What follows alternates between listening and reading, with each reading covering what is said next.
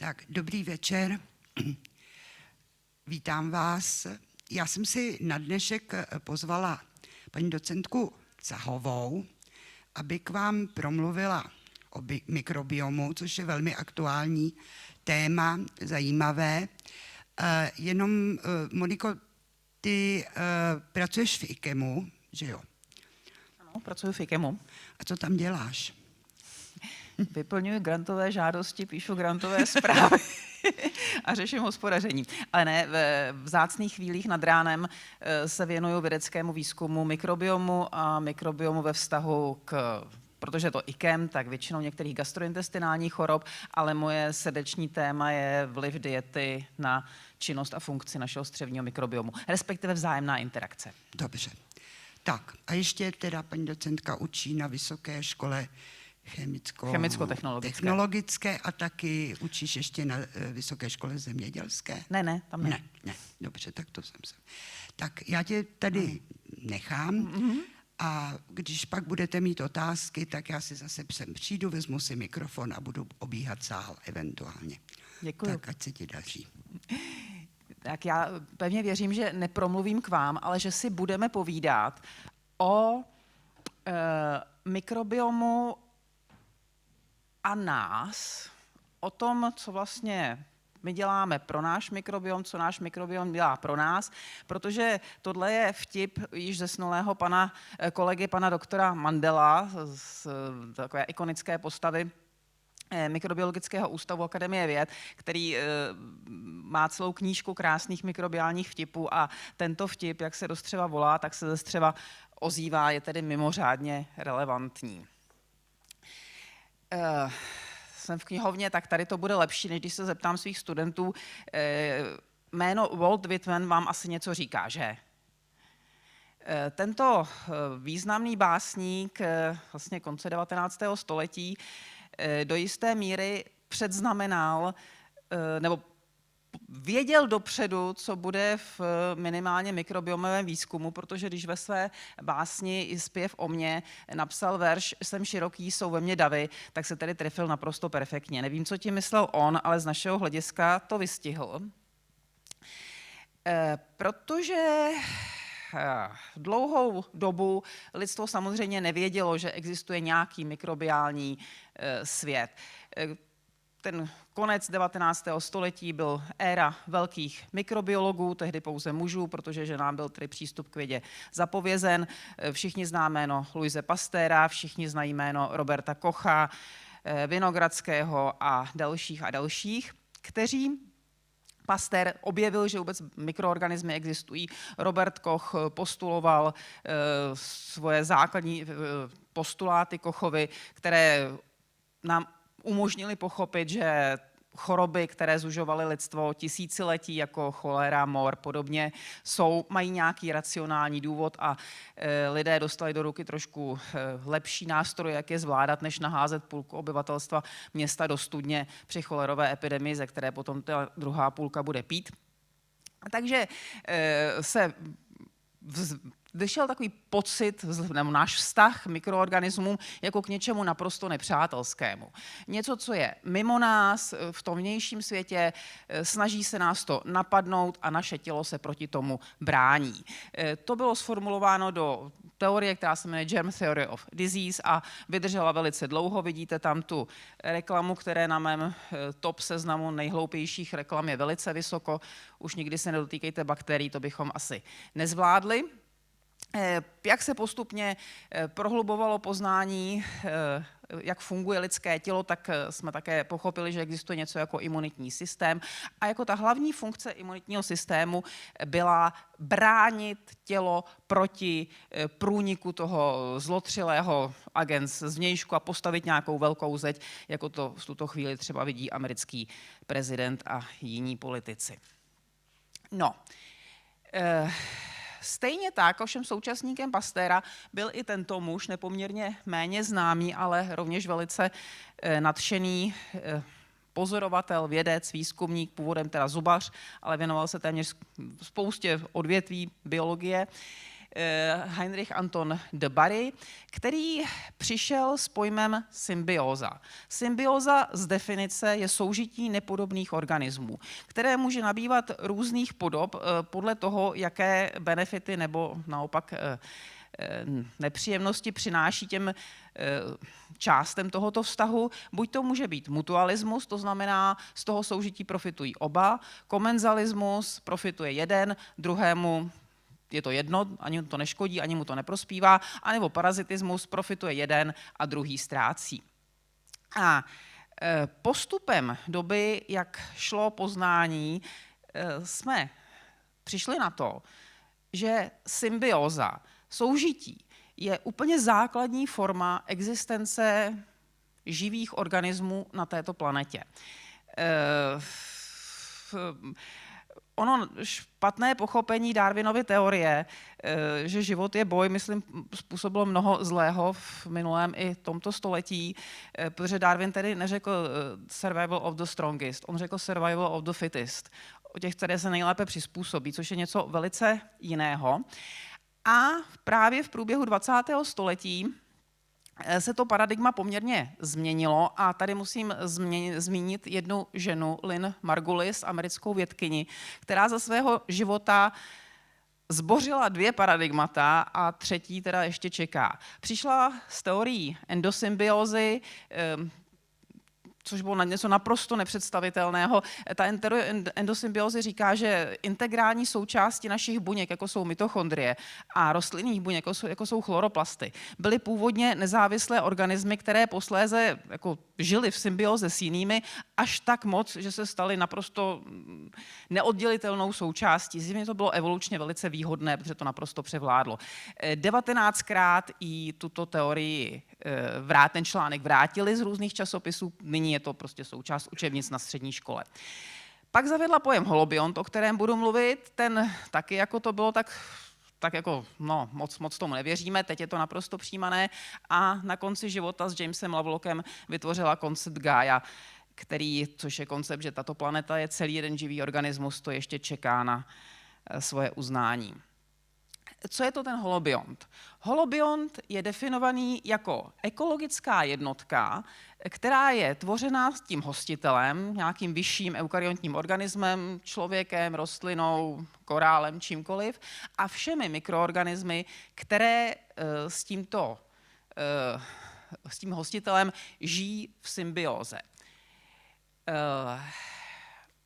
Důležité jsou vztahy, které mezi těmi jednotlivými komponentami toho holobiontu nastávají, které prostě ten holobiont definují, protože kdybych nějakým nepředstavitelným řízením osudu se vyvíjela jako bezmikrobní organismus, tak bych určitě vypadala jinak. Měla bych samozřejmě 2 nohy, 2 ruce, hlavu a tak dále, ale moje vnitřní různá struktura mých orgánů by vypadala jinak, což vám ještě ukážu.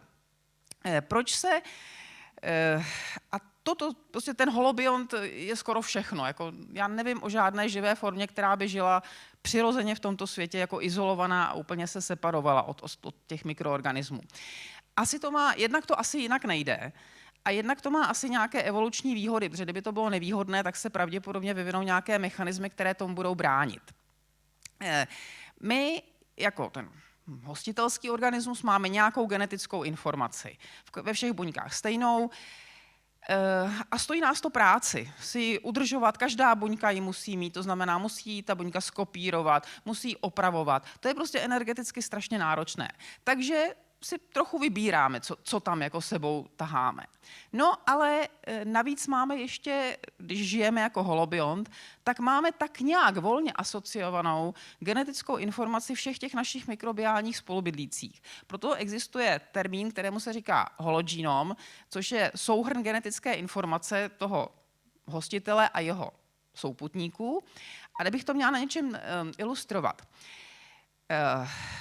Velmi dobrým zdrojem energie jsou rostlinné polysacharidy, což je třeba škrob, který všichni jíme a umíme ho velice dobře strávit, ale pak celá ta obrovská plejáda dalších rostlinných polysacharidů, celulóza, lignin, všechno. Těch je opravdu tisíce a tisíce. Ty jsou charakteristické tím, že Všechny se skládají z cukerných jednotek, různých cukrů, a ty jsou vázány různými vazbami. A abychom je teoreticky mohli využít, tak musíme je především rozštěpit. A na to musí být specifické nástroje, kterým se říká enzymy, a každý enzym je kódován jedním genem. Takže my, jako lidé, máme zhruba geny pro 20 těchto enzymů, které umožní štěpit polysacharidy, což nám stačí tak akorát na ten škrob a pár disacharidů, jako sacharózu. Když se podíváme na tyto enzymy, které jsou v bakteriích, které obývají běžně naše střeva, tak ty jich mají 10 000. Jo, takže my najednou získáme kapacitu všech těch mikrobiálních spolubydlících, které si tedy samozřejmě pro sebe štěpí ty polysacharidy, ale něco nám z nich také nechají. Budu o tom mluvit. Pokud žijeme v takovémhle složité domácnosti, tak samozřejmě musí někdo řídí imunitní systém, ale z tohoto úhlu pohledu, když se díváme na člověka jako na holobionta, tak má ne funkci nějakého imigračního úředníka nebo prostě patroly na hranicích, ale takového arbitra, který přesně řídí, jako jak spolu mají ty jednotlivé komponenty vycházet, aby se tomu holobiontu žilo dohromady co nejlépe. Otázka, jestli holobiont je takový výkřik módy. Já myslím, že všichni jste někdy ve škole slyšeli o lišejníku, což je typický holobiont, houba, řasa. Pro ně je charakteristické, že tyhle si to můžou rozpustit. Ta řasa i ta houba může žít každá zvlášť. Nebudou mít ty výhody, budou vypadat jinak, ale žít můžou. Existují ale i jiní holobionti, kteří to prostě rozpustit nemůžou, a jedním z nich je třeba kráva. Kráva je holobiont, který je naprosto striktně a zásadně závislý na svých mikroorganismech, protože bez nich se nemůže živit svým jediným zdrojem potravy, a to je tráva. Je možné vypěstovat bezmikrobní zvířata, myši, prasata, krysy, ale krávu ne. Ještě bych tak jako upozornila v současné době diskuze o klimatické krizi, ano nebo ne, že velmi rozsáhlá oblast holobiontů jsou rostliny. Rostliny zásadně žijí s mykorhizou, což jsou houby povětšinou, které ty rostliny bez nich žít můžou, ale ty houby zásadně zlepšují jejich adaptaci na obtížné podmínky. Tady já jsem si vybrala tuhletu rostlinu, která sice není zrovna plodina, ale kolegové mi půjčili její fotografie. Také to vypadá, když roste bez mykorhýzy, také to vypadá, když roste s mykorhýzou. Trochu blbá zpráva je, že současná změna klimatu postihuje zejména typ hub, které jsou ty mikrohizní houby, takže nejen, že možná ty rostliny budou trpět změnami podmínek, ale ještě nebudou mít ty pomocníky, kteří jim pomůžou je přežít, a následně my budeme mít problém s potravinami. To byla taková vsuvka ekologická. No, když se tedy díváme na nás jako na jednotku složenou z nás a našich mikroorganismů, a to ještě já budu mluvit jenom o bakteriích, protože jenom o těch něco vím. Teďka se objevuje, že máme ještě svět virů. A to ne našich virů, ale virů těch bakterií. Těch je ještě víc než těch bakterií. Drastickým způsobem je ovlivňují. A to je takový temná hmota mikrobiomu. My o nich nevíme v podstatě nic, máme blbý nástroj, jak je studovat. Myslím, že kdybych tady mluvila za 5 let, tak už to bude vypadat úplně jinak, ta přednáška. No, když to vezmeme podle velikosti, my se měříme v metrech, bakterie se měří v mikrometrech. Je to 1,000,000:1. Když to vezmeme podle počtu buněk, tak když beru ty bakterie, neberu viry, protože o těch nic nevím, tak je to tak zhruba 1:1. Počet bakterií, které nás žijí, a počet buněk našeho těla. Když to vezmu na genetickou informaci, tak jsme na tom 100krát hůř. Jak jsem to jsem si ještě neříkala, počet našich genů, už máme osekvenovaný lidský genom, takže víme, že to je zhruba 20 000. Odhad počtu genů v našem mikrobiomu je 2 až 20 milionů. Takže prostě bakterie nás přečíslují. Samozřejmě v momentě, kdy se začal studovat mikrobiom a začalo být jasné, jak moc je pro nás důležitý, tak první, co každého napadne, a které uspořádání je to správné a které je to špatné a jak bychom mohli to špatné zlepšit, aby bylo to správné a nám bylo lépe. Takže prostě vznikl pojem zdravý mikrobiom, ale pak si říká, co to je? Jako budeme srovnávat nemocní a teď ten mikrobiom je velice variabilní. Já si vlastně myslím, že to je úplně špatně položená otázka a mám pro to určité argumenty. Jak jsem říkala, i když se ty říše prolínají všude, tak to prolínání není jako neřízené, to je řízené docela výrazně a může za to ten imunitní systém. Imunitní systém je zjevně něco, co velice potřebujeme, protože se objevuje u živočichů velice záhy v evoluci. Poslední živočich, který nemá imunitní systém, je vločkovec a to je placka, která má 2 vrstvy buněk, tak tam to ještě není zapotřebí a od vločkovců vejš už mají všechny organismy imunitní systém. Ta starší imunita, té se říká vrozená nebo nespecifická. Je to určitý typ, jak imunitní systém funguje.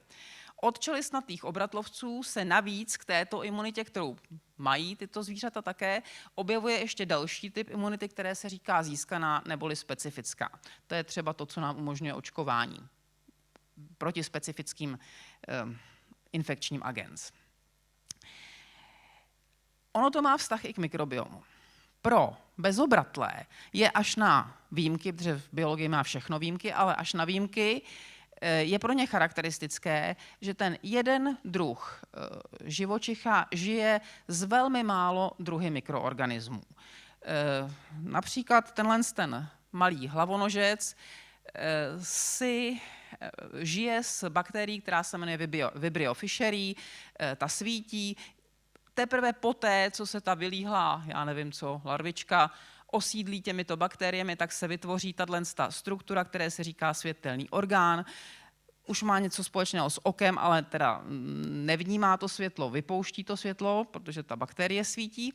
Kdyby tam ta bakterie nebyla, tak se ten světelný orgán nevyvine, takže my můžeme vidět i z fosílí, z paleontologických nálezů, jestli tam ten bakterie byla nebo nebyla. A zdá se, že prostě 40 milionů let, zhruba 160 milionů generací, imunitní systém tohohle hlavonožce vybírá pořád ze všech těch bakterií, co jsou tam k dispozici, jenom Vibrio fischeri. Včela žije s 8 druhy, komár 2 až 5, nějaký láčkovec maximálně 12, prostě je to strašně málo. Zdá se tedy, že ta vrozená, ta starší nespecifická imunita pracuje na principu vyberu těch několik málo druhů, které jsou pro mě určitě pozitivní a všechno ostatní vyloučím.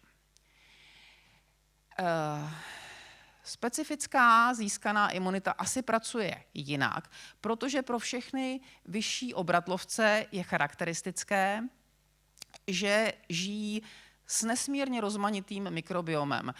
Typický počet druhů, který obývá naše střeva, s tou taxonomií u těch bakterií takový trochu těžký, ale řekněme druh, je 400, 500, 600. Celkově se jich tam nachází asi 1000 různě mezi lidmi. Zároveň je obrovská individuální variabilita. Tady, jak tu jsme, jediný člověk nebude mít, jediní 2 lidé nebudou mít stejný mikrobiom. Všichni budeme mít nějakým způsobem odlišný a všichni vypadáme docela v pohodě. Takže těch variant, které jsou v pořádku, je nepřeberně. Zdá se, že ten imunitní systém tohoto typu umožňuje tolerovat všechno, co v podstatě nevadí, a vyloučit jenom to, co je opravdu patogenní. Asi to je nějaká výhoda, protože se to velice uchytilo a pravděpodobně nám to dává nějakou větší flexibilitu a schopnost adaptace a tím pádem větší fitness v té evoluční soutěži. Tady jenom velice stručně, kde všude mikroby jsou. Oni jsou všude. Kde mikroby nejsou, možná nejsou ve zdravém mozku, pravděpodobně nejsou v děloze, no a tím jsme asi skončili. Nejvíc je jich v střevním traktu, hned následuje ústní dutina, kůže, dýchací cesty, urogenitální trakt, krev, oko, to není 0, to je 0, něco a tak to pokračuje. Já už teďka zůstanu u toho střeva, protože to je moje téma. Střevní mikrobiom jako takový je ekosystém a jako na ekosystém se na něj musíme dívat, je velmi, velmi rozmanitý, jsou tam různé podélce toho trávicího traktu se velice mění, to znamená, jinak to vypadá v žaludku, jinak to vypadá v tlustém střevě. Na průřezu se mění, jinak to vypadá v té slizniční vrstvě, jinak to vypadá uprostřed v tom lumen střeva. A existuje řada faktorů, které určují, co tam vlastně žije. Především jsou to živiny, jednak co tam vůbec posíláme a jednak jak se mění obsah těch živin v průběhu střeva, pH, protože prostě v průběhu střevní trubice se to pH velice liší, jako v žaludku máme silně kyselé, pak se to trochu alkalizuje. V této části slepé a tlusté střevo může být docela variabilní a podle toho, jestli je spíš trošku kyselé nebo neutrální, tak záleží na tom, co tam žije a hlavně, co to dělá. Žlučové kyseliny, velice důležitý je kyslík, protože v průběhu trávicí trubice se postupně ten prostor stává anaerobním, zcela bezkyslíkatým, ještě někde v žaludku a v horní části tenkého střeva je docela dost kyslíku, ale tady už není kyslík. Když je to v pořádku, tak tady už není kyslík žádný a rostou tam teda úplně jiné druhy, než jaké bychom našli tady. Tohle jsou základní kmeny bakterií, které můžeme najít. Kmen je něco jako strunatci. Jo? A teprve pod strunatci jsou obratlovci. Jo? Takže představte si asi, jak veliká taxonomická jednotka to je. U člověka jich nacházíme 6 těch základních kmenů. U takového běžného herbivora, jako třeba ta kráva, tak tam bychom je našli 14-15. Tam to je mnohem rozmanitější. Největší jsou tyhle dvě, Bacteroides a Bacillota, dříve Firmicutes. Bacteroides typicky jsou tam bakterie, které jsou hodně schopné štěpit ty rostlinné polysacharidy a povětšinou jsou to druhy mutualistické, to znamená pro nás prospěšné. Bacillota, velice rozmanitá skupina s velice rozmanitým vztahem k hostiteli, velice prospěšné, velice neprospěšné druhy. Dříve proteobakteria, pseudomonadota, tam patří takové ty všechny správné patogeny, jako je Shigella, Salmonella,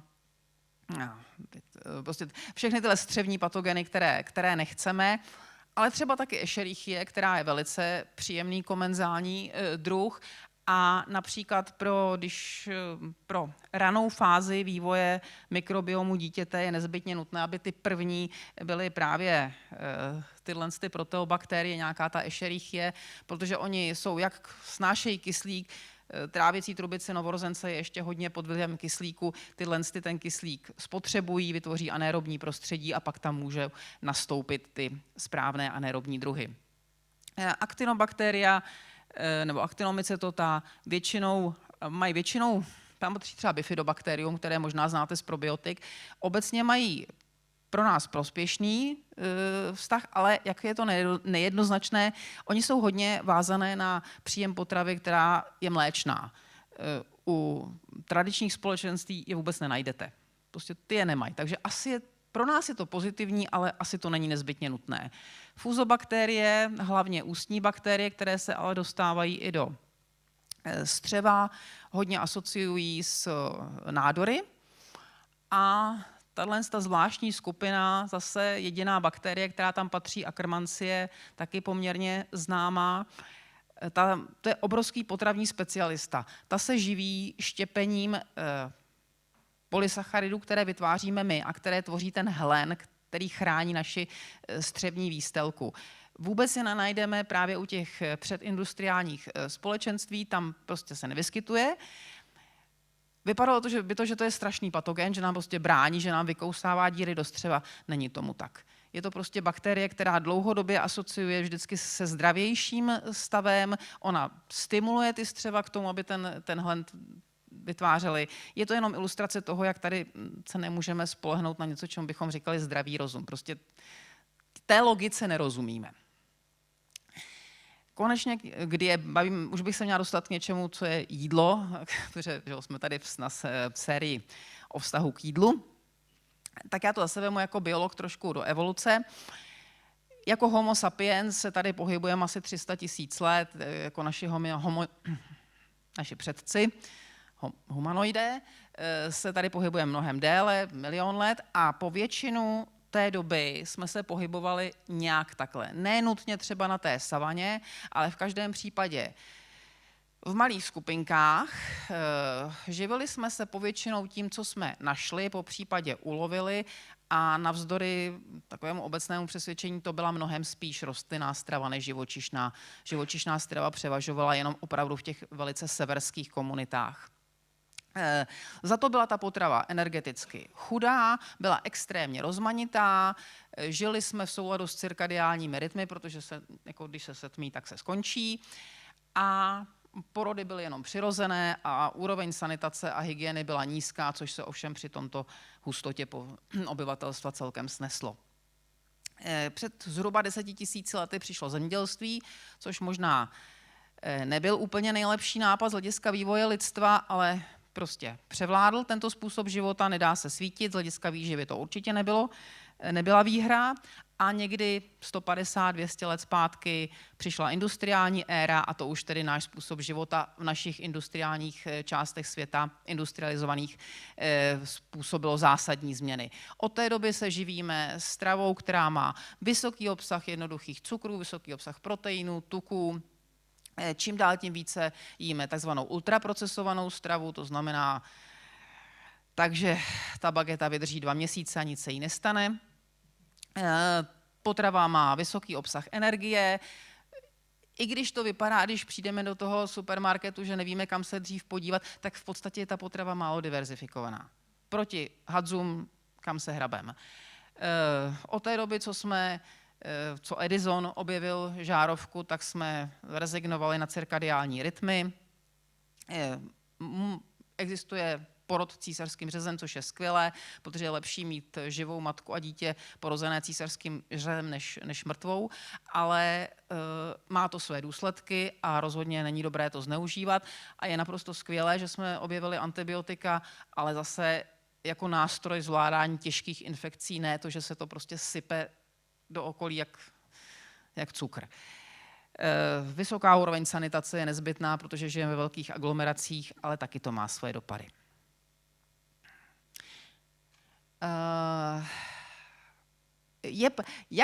Co tyto změny způsoby udělaly našemu mikrobiomu? To se špatně studuje, protože jako nemáme tak úplně srovnávací vzorek, ale přece jenom trošku ano.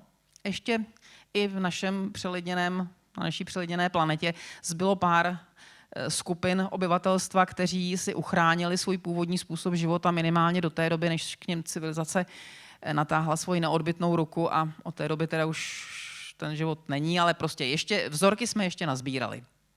A jsou některé práce, které se tomuto studiu věnovaly. Tohle je jedna z prvních z roku 2017, velice známá, kdy srovnávali 4 lokality. V Burkinu Faso tyhle 3, a tohle je úplně tradiční zemědělská vesnice, nejsou to teda sběrači a lovci, ale jsou to tradiční zemědělci. Tohle je taková příměstská vesnice, tohle je hlavní město Burkiny Faso a tady jako kontrola Florencie v Itálii, odkud byla autorka. Vidíte na těchto koláčových grafech, že se velice liší složení potravy. Tady je to poměrně jednoduché. Velký podíl ovoce, zelenina, luštěniny, škroboviny, něco málo mléčných výrobků. Tady pořád ještě hodně zůstávají ty základní složky, už se tady objevuje maso. No a tady tyhle 2 skupiny jsou hodně podobné, akorát teda čím dál tím méně těch, tak zelenina je tady ještě dost, ale už je tady hodně masa, už je tady hodně mléka, což je zcela netypické pro tyhle oblasti, slazené cukry, různý snacks a tak dále. Co to udělalo s mikrobiomem? Poměrně dost. Tohle je jak jsem říkal, ty nejvyšší jednotka, kmen, filum. Tady mám ještě starý název firmy Kutes. Vidíte, že tyto skupiny, jestli si třeba ještě vzpomenete, tak to jsou ty, kteří dokáží hodně štěpit ty rostlinné substráty. V těch 2 lokalitách vesnických vysoké zastoupení, tady už jich je relativně méně a přesně naproti tomu stoupají tento druh bakterií. Objevují se tyto aktinobakterie, které jsou vázány na stravu s mlékem, a některé skupiny ty klesly na 0, ty tu nejsou. Tenhle graf, to je náš oblíbený, který používáme k zobrazování něčeho tak složitého, jako je mikrobiom. Tady každý ten bod je jeden člověk, jeden vzorek, a je to projekce všech těch stovek druhů do jednoho bodu. Platí, že čím jsou ty body blíž, tím jsou si podobnější ty celé mikrobiomy, čím jsou dál, tím jsou si méně podobné. Vesnice, hlavní město Burkiny Faso, Florencie. Ještě se dostanu k produktům, protože jedna věc je, kdo v tom střevě bydlí, ale ještě mnohem podstatnější je, co dělá, jaká je ta metabolická aktivita a tvorba short chain fatty acids, což jsou produkty fermentace rostlinných polysacharidů, je velmi důležitá. Jsou to pro nás velmi prospěšné látky. V té tradiční vesnici jich je nepoměrně víc, než ve všech těch už jako industrializovanějších lokalitách. Ještě jeden obrázek tohohle druhu, tenhle ten graf už znáte, to jsou jiné skupiny, tady jsou sesypány několik těch posledních populací hadzové z Tanzánie, jihoameričtí indiáni z pobřeží Amazonky, ještě nějací obyvatelé, myslím, Tibetu a obyvatelé měst v USA. Tohle to jsou města v USA, tohle jsou obyvatelé, příslušníci těch různých předindustriálních komunit. Tohle jsou vzorky, které byly získány z koprolitů, to znamená nějakým způsobem fosilizovaných exkrementů našich dávných předků, ze kterých šlo ještě nějak vylámat DNA. No, tak vidíte, že se to poměrně liší. To, co teďka považujeme za pozitivní znak mikrobiomu, ale já za to ruku do ohně nedám, uvidíme, jestli se to udrží v průběhu výzkumu, je diverzita. To znamená, jak bohaté to společenství je, kolik těch potvor nám v tom střevě žije. V tom se velice lišíme. Tady je na začátku, prostě se to nějak to střevo osidluje, tam se neliší my a naši obyvatelé z Tanzánie, spoluobyvatelé, ale jak věk pokračuje, tak ty modré, to je ten města v USA, se drží v té diverzitě tady někde. Tak tady dole, když to ta diverzita těch mikrobiomů příslušníků předindustriálních společností je mnohem vyšší. Nedá se úplně říct, že jejich složení mikrobiomu je lepší. Jejich složení mikrobiomu je adaptované na jejich podmínky. Protože třeba ta Prevotella, to je vyloženě bakterie, která umí štěpit strašně moc rostlinných substrátů, což je obrovská výhoda pro ty hadzy a podobně, protože ty se živí rostlinnou stravou. Navíc umí syntetizovat určité aminokyseliny, které jsou nezbytně nutné a v rostlinné stravě jsou poměrně chudé, takže super. Jenže když jsou tyto aminokyseliny v nadbytku, tak to je spojené třeba s kardiovaskulárními chorobami. A kdybychom my měli hodně Prevotely, tak my se rostlinnou stravou neživíme, takže to je celkem benefit zanedbatelný a vysoká syntéza těchto aminokyselin by pro nás už nebyla dobrá. Takže těžko říct, co je dobře. I když ty jednotlivé mikrobiomy jsou tak strašně individuálně rozdílné, přesto, když srovnáváme takhle zásadně odlišné populace, jako je hadzové v Tanzánii a obyvatel Washingtonu nebo New Yorku, tak můžeme najít nějaké rysy, které je odlišují. Především je to úbytek těch druhů, které jsou schopné štěpit rostlinnou vlákninu, co je logický, vláknina není. Za to naopak se tam objevují v tom mikrobiomu geny, v tom metagenomu, které jsou třeba zodpovědné za vlastnosti, kódují enzymy, které jsou schopné štěpit nejrůznější xenobiotika, cizorodé látky, které se tam dostávají, geny antibiotické rezistence, geny, které umožňují těm mikroorganismům vzdorovat oxidačnímu stresu, což je taky jako poměrně typická situace naše, nikoli v těch našich předků. A objevuje se tam ta akkermancie, to znamená, ale bohužel nejenom ona. A některé z těch bakterií, které jsou schopny degradovat mucin, jsou naopak pro nás poměrně nepříznivé. No jasně, když nekrmíme bakterie polysacharidy z prostředí, no tak si zobnou našich polysacharidů. Jako bakterie jsou flexibilní. Proto se předpokládá, je to v tuto chvíli hypotéza, nemůžu samozřejmě za to dát ruku do ohně, ale je to jedna z hypotéz, které zkoumáme, že právě tato rychlá změna lidského mikrobiomu na pozadí poměrně velice pomalý. Změnit náš genom, to trvá 10 000 let. Změnit genom bakterií, no tak to trvá třeba 1 generaci. Takže tato diskrepance může být jednou z příčin, určitě ne jedinou, která může za velký nárůst civilizačních chorob. Tohle jsem si tam přidala dneska, protože jsem si dneska tenhle ten článek přečetla, je úplně čerstvý. A mě to naprosto fascinovalo. Je to doklad, protože možná opravdu na té teorii mikrobiom civilizační choroby něco bude, protože vyšel ve velice dobrém časopise článek, který ukázal, že v USA může dostat infarkt i gorila.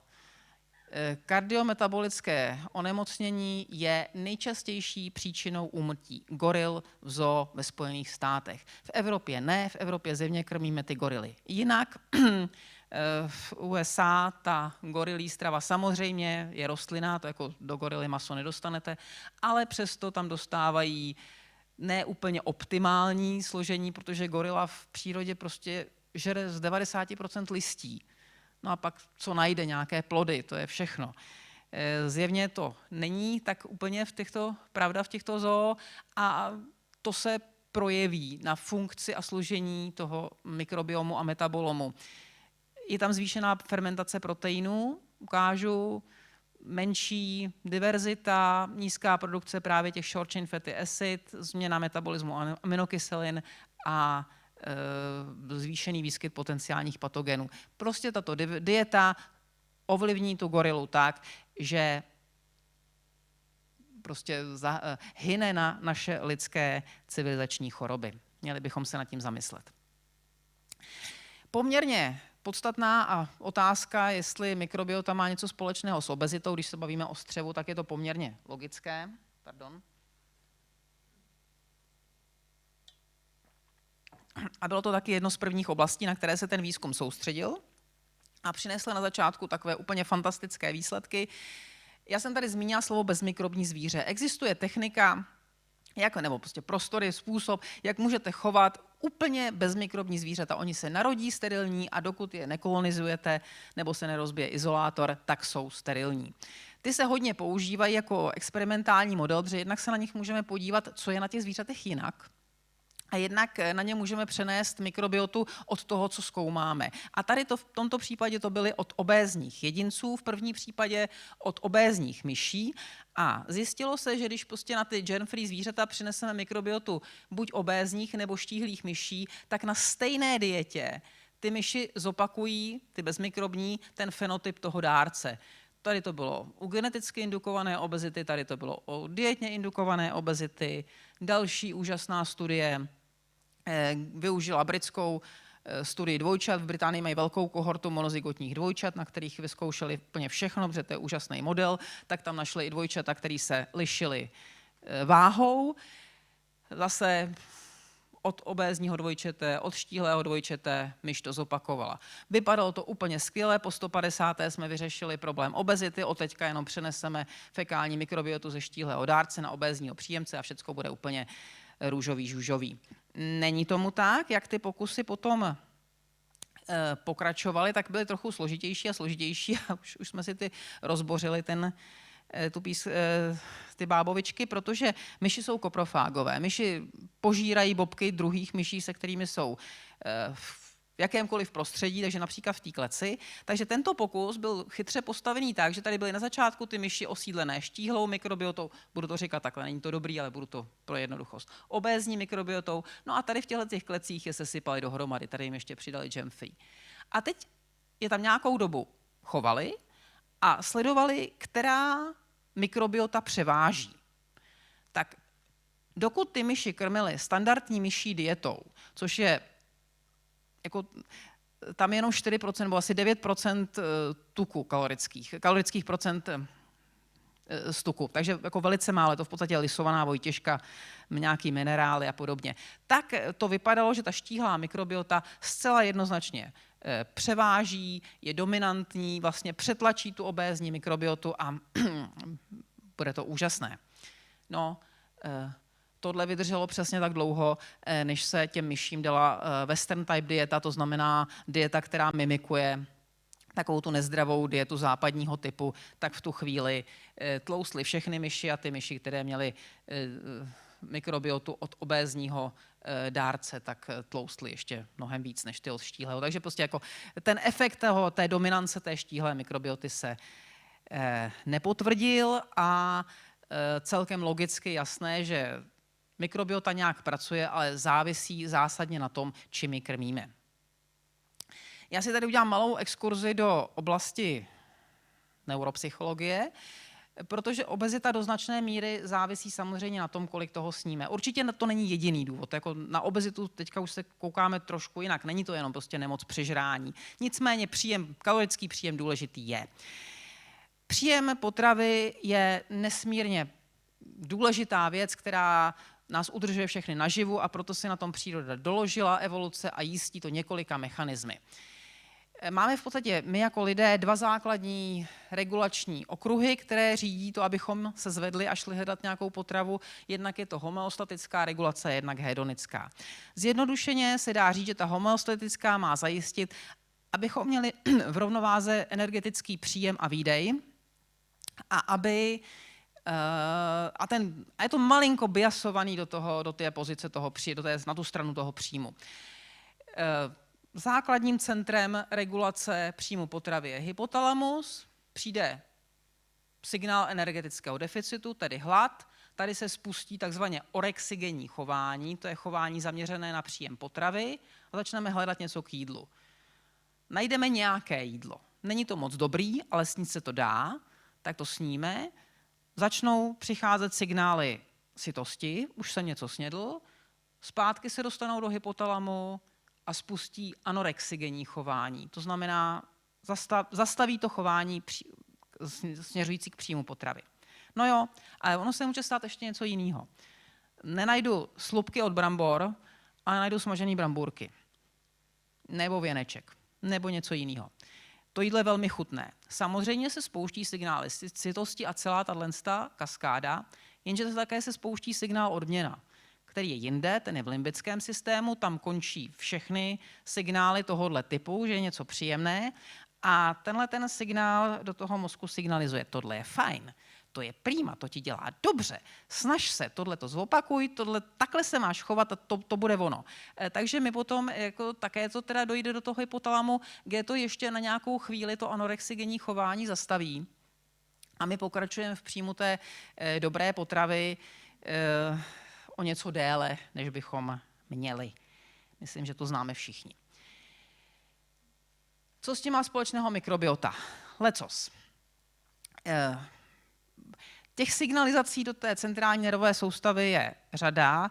Já jsem si tady vybrala neurohumorální, protože ve té střevní sliznici, tohle jsou buňky střevní sliznice, tady je vnitřek střeva, tady je krev, cirkulace, a tady je něco, čemu se říká L-buňky, nebo jiný typ buněk, což jsou takzvané endokrinní buňky. Ty sekretují, střevo je kromě jiného i největší endokrinní systém, který sekretuje látky typu hormonů. Jsou to tkáňové hormony, oni nemají jenom krátkou činnost, které se primárně účastní regulace trávení, ale kromě jiného mají i signalizační funkci a speciálně ten hormon GLP-1 je v tuto chvíli velmi populární, protože to je součást těch úžasných léků na hubnutí typu Ozempic. To je prostě velice silný anorexigenní signál, který tady prostě signalizuje do mozku, do hypotalamu, že už jsme se najedli. Tato buňka ho produkuje z různých důvodů, ale mimo jiné, když dostane signál určitých produktů, které vyrábí naše bakterie. Ona má na svém povrchu něco, čemu se říká receptor, to je takové tykadlo, a na to se váže látka, které se říká ligand, a tato vazba je extrémně specifická. A ty střevní mikroorganismy jsou schopné vytvořit molekuly, které se váží na tento typ receptorů, přenesou signál do této buňky a spouští se anorexigenní signál. Typicky short chain fatty acids nebo endokannabinoidy, speciálně ty SCFA, jsou právě spojené s těmi rostlinnými polysacharidy. Některé mikrobiální peptidy přímo mimikují různé signály jako leptín, které také jako signalizují do toho mozku, že už jsme se najedli. Takže takhle může strava zprostředkovaně ovlivňovat regulaci příjmu potravy. Může se stát ale i něco jiného. Tahle molekula, lipopolysacharid bakteriální, to je taková značka na povrchu bakterií, speciálně těch patogenních. A to je něco, na co náš imunitní systém ale opravdu reaguje. To je takový spouštěč, který říká, tohle ne, teď je zapotřebí se bránit. Za normálních okolností mají to, řada bakterií to má na svém povrchu, ale za normálních okolností se to k buňkám imunitního systému nedostane, protože tady je vrstva hlenu, těch glykoproteinů, to, co také dokáží některé bakterie okusovat, a bakterie se drží tady, tady je hlen, tady jsou imunitní buňky a všichni jsou spokojení a nikdo není přehraně aktivovaný. Pokud se něco nepovede, pokud je tam takzvaná dysbióza, pokud se tato výstelka stenčí, což se často stává, když ty buňky nejsou dostatečně vyživené, často právě těmito molekulami, tak tato molekula se může dostat nebezpečně blízko k buňkám imunitního systému, může i se dostat skrz, může se dostat až jako do cirkulace a potom vzniká takzvaný low grade inflammation, zánět nízkého stupně. To není horečka, to nás nic jako nebolí, ale typicky je to stav obezity, protože v obezitě tato bariéra nefunguje dobře a může se přenést až, takže to jako není dobré, když je ani zaničená nátuková tkáň, ale může se to přenést až do tady oblasti toho hypotalamu, kde vzniká takzvaný zánět nízkého stupně v hypotalamu. Zase to není nic, co by nás ohrozilo na životě, ale už to ovlivňuje tu signalizaci, způsobuje to rezistenci na některé ty signály anorexigenní, inzulín, leptín a zvyšuje tu stimulaci orexigenní. Takže to je jedna z mnoha drah, jak může mikrobiota ovlivnit signalizaci do centrální nervové soustavy a v tomto případě ovlivnit regulaci příjmu potravy. Já jsem si tady pokusila jednoduše nakreslit, jak asi ta potrava pochoduje naší trávicí soustavou. Tady jsou počty bakterií, které se v těch jednotlivých částech trávicí soustavy vyskytují. Zdaleka nejvíce jich právě v tom slepém a tlustém střevě. Takže když sníme jakékoliv skvělé jídlo, o kterém tady Eva mluvila, tak v tom žaludku jsou z něj komplexní jednoduché sacharidy, bílkoviny, tuky, tečka. Už v žaludku a hlavně v dvanácterníku a v horní části tenkého střeva se to velice intenzivně štěpí na základní stavební prvky, protože to je to jediné, co my dokážeme vstřebat a z čeho si vytvoříme naše vlastní makromolekuly. Aminokyseliny, jednoduché cukry a mastné kyseliny, ty jsou efektivně transportovány do krevního oběhu a dál prostě využívány naším tělem. To, co nedokážeme strávit, což jsou většinou tedy nestravitelné polysacharidy, anebo to, co nedokážeme vstřebat, i když bychom to strávit a jako vstřebat mohli. Aminokyseliny, cukry, tuky, přejde do slepého a tlustého střeva, kde sídlí to naprostá většina těch bakterií a kde probíhá ta největší bakteriální fermentace. Proč tohleto nedokážeme vstřebat? Buď ta sliznice tady není v pořádku, Crohnova choroba, celiakie, neléčená, akutní gastritidy, anebo je tam toho prostě moc. Nebo tam toho pošlem tak moc, že ty transportní systémy se už vyčerpají, zahltí a něco prostě pošleme i sem. A tady tento typ živin, jako si z evolučního hlediska, tedy tady, myslím tím v tlustém střevě, nemá co dělat. Tam jsou bakterie a čekají, co jim pošlem. Bakterie jsou extrémně metabolicky flexibilní, dokáží jako pro svoji energii využít skoro cokoliv a jeden druh bakterie má téměř vždycky, kromě té akkermancie, k dispozici řadu metabolických drah a vybírá si, která je pro něj nebo pro tu bakterii energeticky nejvýhodnější. Evolučně se stalo, že preferovaným substrátem je vláknina. Nejradši naše střevní bakterie fermentují komplexní polysacharidy. Když holt nejsou, tak budou fermentovat i proteiny nebo aminokyseliny. Mnohem radši je využijí pro stavbu svých vlastních proteinů, aby to nemuseli dělat. Ale když prostě není, no tak není, tak je budou fermentovat, ale fakt jenom, když je hlad. To ovlivňuje, jaké spektrum metabolitů budou produkovat. Moje oblíbené téma jsou vegani, my je už jako sledujeme dlouho z mnoha ohledů, jestli prostě ta výživa je dobrá z hlediska klinického, ale samozřejmě já teda z hlediska mikrobiomu a metabolomu. A mysleli jsme si na začátku, že když se podíváme na dlouhodobé vegany, tak ten mikrobiom bude vypadat hodně jinak. No až tak moc zase ne, protože mikrobiom je dost stabilní, nějaké změny tam jsou, ale zdaleka ne tak dramatické, jak bychom čekali. ve složení taxonomickém. Co bylo dramaticky jiné, bylo složení metabolomu, tedy těch metabolitů, které ty bakterie produkují. Tady zhruba je jenom taková, vlastně oni produkují strašně moc metabolitů, ale obecně se dá říct, že naprostá většina produktů fermentace rostlinných substrátů je pro nás spíše příznivá. Jsou to tyto short chain fatty acids, acetát, propionát, butyrát, zejména butyrát, to je taková prostě šampionská molekula, ta v tom střevě dělá všechno možné, vyživuje kolonocyty, podporuje procesy proti karcinogenezi, apoptózu těch buněk, které jsou zvrhlé maligně, je protizánětlivá a tak dále. Velmi důležitá složka rostlinné stravy jsou flavonoidy a polyfenoly, jako takový ten oblíbené červená nic, že člověk má pít červené víno, protože jsou v něm polyfenoly, no tak polyfenoly jsou fajn, červené víno kvůli tomu pít nemusí, obecně jakákoliv barevná potravina. Ty jsou opravdu látky, které jsou povětšinou prospěšné, často jsou to látky antioxidační. Jediná nevýhoda je, že v té podobě, ve které je přijmeme v té rostlinné potravě, borůvky, ať už jsou to borůvky nebo červený víno, tak jsou velmi špatně vstřebatelné. Takže většina z nich prostě projde a prostě vyjde ven a ani si jich nevšimneme. Když je bakterie je taky velmi rádi fermentují a když je většinou přefermentují, tak ty produkty fermentace jsou pro nás už vstřebatelnější nebo získají nějaké vyloženě metabolické vlastnosti, které předtím neměly. Což tady jsem si vzala tenhle ten dazein, to vám určitě nic neříká, ale je to hlavní izoflavon soji. Prostě je to velice podstatná složka soji. Jako takový nedělá nic. Když je přefermentovaný určitou skupinou bakterií, kterou v naší populaci má už jenom asi třetina té populace, tak se z něj udělá ekvol a to je slabý, to vypadá trošku jako estrogen. Ten má slabou estrogenní aktivitu a z metabolického hlediska jsou estrogeny fajn. Prostě estrogeny jsou ochranné, takže prostě tady snižují oxidační čas.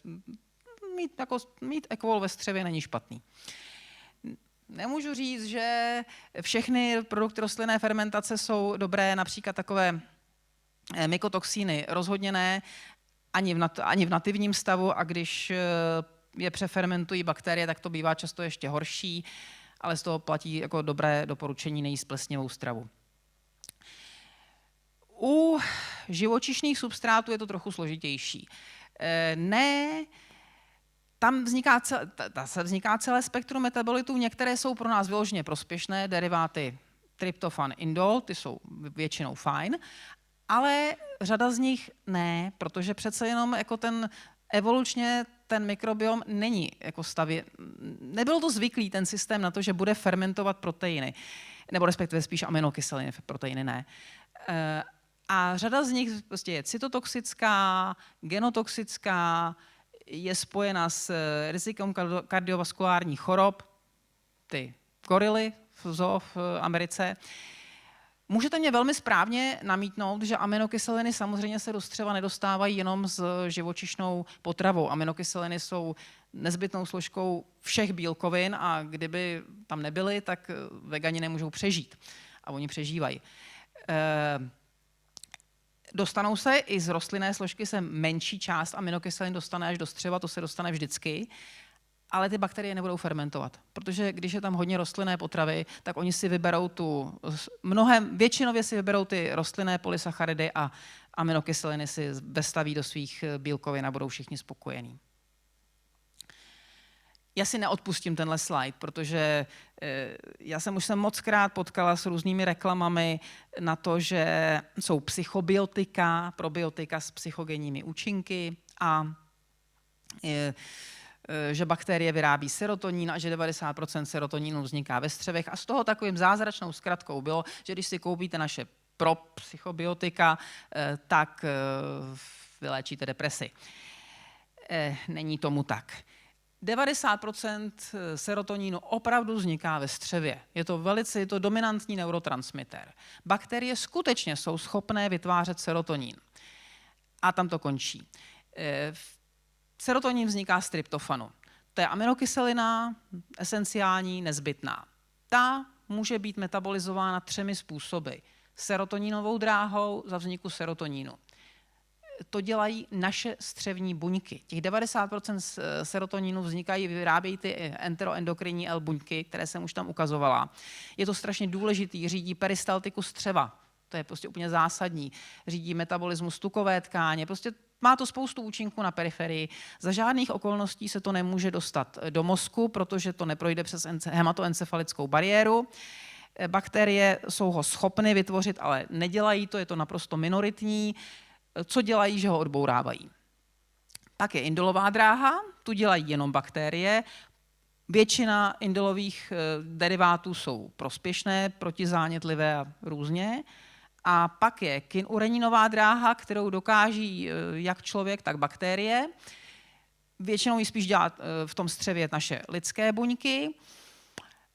Kinurenin se dokáže dostat přes hematoencefalickou bariéru do mozku, kde má velice rozmanité účinky, které jsou jako kontext dependentní. Jako to nedokážu tady říct, jako je to dobře, je to špatně. Má to různé účinky a bakterie skutečně ovlivňují velikost syntézy kinureninu, protože když je ve střevě zánět, tak ty buňky mají tendenci tvořit větší množství kinureninu.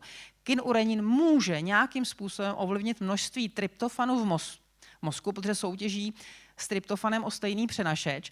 A tryptofan v mozku je to, z čeho ten mozek dělá ten serotonin.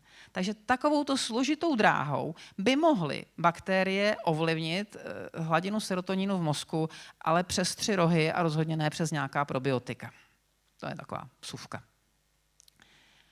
No a už mluvím dlouho, tak už to vezmu rychle. Tady jsou pár zásad. Nakonec, jako, jak jsem tady celou dobu mluvila, tak jsem si to mohla úplně odpustit, že pokud by mělo jít jenom na praktické rady, tak těch moc nemám, protože my nedokážeme v tuto chvíli říct, co je v pořádku v tom střevě a ještě méně to dokážeme nějak cíleně ovlivnit. Takže nakonec si myslím shodnu s tím, o čem tady Eva jistě mluvila celý ten cyklus, že máme jíst jídlo a nikoliv produkty potravinářského průmyslu. To je dost podstatné. Opravdu existuje řada dokladů, protože vysoce průmyslové potraviny tomu mikrobiomu nedělají dobře, nám taky ne. Měli bychom dávat přednost rozmanité rostlinné stravě před živočišnou. Já netvrdím, že člověk nemůže jíst maso. Může, ale té rostlinné stravy tam musí být hodně a důraz je na to rozmanitá. Jsou studie na velkých skupinách obyvatelstva, které ukazují, že člověk, který jí 30 a více druhů rostlinné stravy týdně, má signifikantně nižší riziko civilizačních chorob, než člověk, který jí 10 a méně druhů rostlinné stravy týdně, ještě je tam nějaké množství. Duhově, to jsou ty polyfenoly, fermentované potraviny jsou opravdu fajn, pokud je člověk snáší, protože jsou i studie, že jsou ještě o něco málo lepší než ta syrová vláknina. Těžko říct proč, možná proto, že už je před námi někdo snědl. Že jak už nemáme takovou kapacitu fermentovat všechny možné druhy rostlinné vlákniny, tak ve fermentaci už to prošlo, bakterie už to jednou přežvíkaly, je tam spousta produktů fermentace, jsou fajn. Doporučuji web squasheno.cz, kde jsou z praktického hlediska pojednány nejrůznější fermentované potraviny. Je docela dobrý nechat střeva občas odpočinout, ale bacha, já tím myslím většinou 12 až 14 hodin, úplně maximálně 24 a rozhodně tím nemyslím nějaké dlouhé hladovění, protože pak naopak to má velice prokazatelně negativní účinek na střevní výstelku. A já si neodpustím ještě poslední 2 slajdy. Protože jako máme tendenci jako lidé všechno vztahovat k sobě a říkat si, a tohle mi prospěje, a tohle mi neprospěje, a tohle budu jíst, a tohle nebudu jíst, tak značná část obyvatelstva této planety se nebaví o tom, co bude jíst, ale jestli bude jíst. A velice rychle bychom se do té situace mohli dostat taky. Protože zcela určitě náš způsob produkce potravin je neudržitelný a neuživí 10 miliard lidí, které očekáváme někdy kolem roku 2050. Už nějakou dobu pracuje kolem jednoho z nejlepších, nejvyšších časopisů v biologii a medicíně Lancet, komise, která se říká Eat Lancet Commission. Od roku 2009 stanovili něco, čemu říkali planetary boundaries, limity planety, tehdy jich stanovili 7, teď už jich mají 9, vodní zdroje, přeměna půdy, acidifikace oceánu a sledují, jak náš způsob získávání potravy hraje s těmito limity systému. No a jestli jsme v roce 2009 hodnotili 7 parametrů a překročeny byly 3, tak v roce 2025 hodnotíme 9 parametrů, překročeno je 7. Takže v tuto chvíli, protože tak strašně závisíme na živočišné potravě, tak strašně špatně a nehospodárně tu potravu produkujeme, že to prostě opravdu nebude udržitelný. Co jsem to udělala?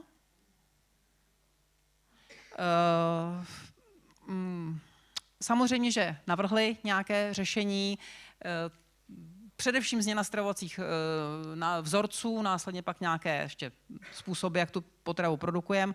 Já bych se zůstala u té navržené diety, Planetary Healthy Diet, je navržená na velice luxusní příjem, tohle je prostě 10,5 tisíce kilojoulů, to je prostě víc, než by měl běžný člověk se sedavým způsobem života, dospělý, zdravý, přijímat. Většina by měla pocházet z ovoce, zeleniny, rostlinné proteiny, ale počítá se tady i s nějakou malou částí mléčných výrobků. Může tam být i živočišné proteiny. Myslím si, že k tomu budeme muset dospět a buď dobrovolně nebo nedobrovolně, to se uvidí. Já vám moc krát děkuji za pozornost a rozloučím se tímto heslem, které se mi velmi líbí.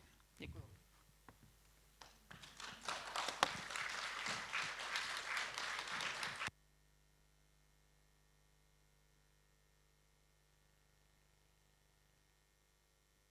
Díky, Moniko, bylo to moc zajímavé. Můžu se já na něco zeptat, než předám jaksi možnost se ptát ostatním.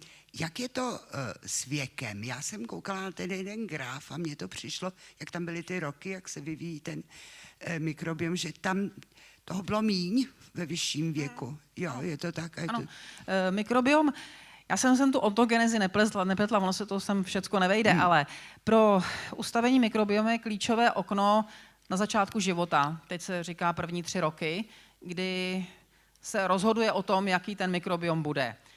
Pak většinu našeho života je víceméně stabilní, i když jako může takhle kolísat, ale nastaví se tam nějaká hladina, když budu mít 20-30 odběrů, tak už tam jako uvidím, toho člověka dokážu ocharakterizovat.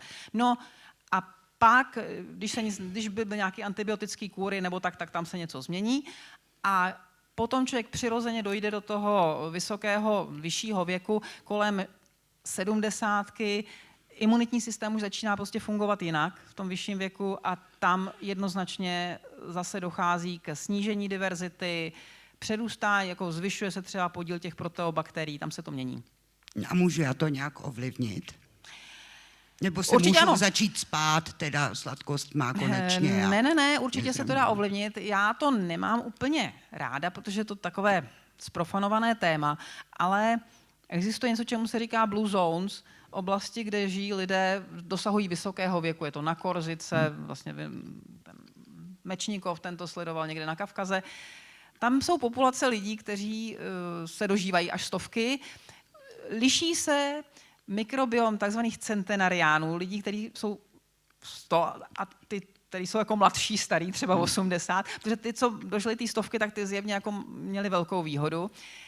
A lidé v těch oblastech mají to složení mikrobiomu trochu jiné, ale já si myslím, že to je celý způsob života, který až k tomu vysokému věku dovedl. Tam je typicky to bývá mediterální dieta nebo dieta s kvašenýma potravinama.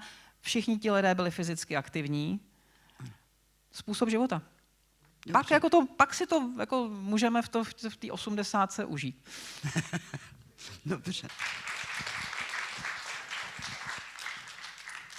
Tak ještě jednou ti děkuji, bylo to zajímavé a pěkné a dobré to bylo.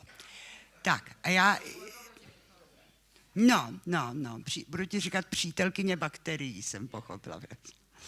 Tak a já příště koncem listopadu sledujte program, budeme mít další část povídání o jídle a bude to, sice nebudou Vánoce ještě, ale uděláme takové malé předvánoční a budeme si povídat o italské kuchyni tentokrát příště.